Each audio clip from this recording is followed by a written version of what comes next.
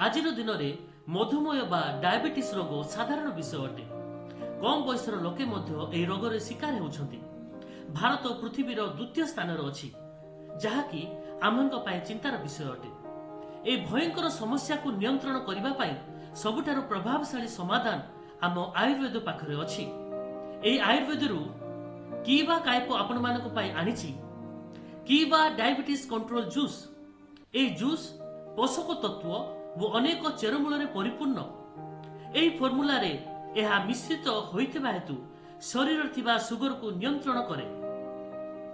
एथिरे कलरा, जामुकोली, गुरमार एवं घिओकुआरी विशेष गुण अछि। एलोवेरा इंसुलिन को सिक्रेशन को उत्तेजित करिवारे सहायता करे।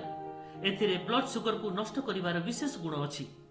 कलरा, जामुकोली, गुरमार सुगर को नष्ट करिवारे कार्य करे। एही सब प्रकार जड़ी बूटी बिना साइड इफेक्ट रे समस्या रे कार्य करे।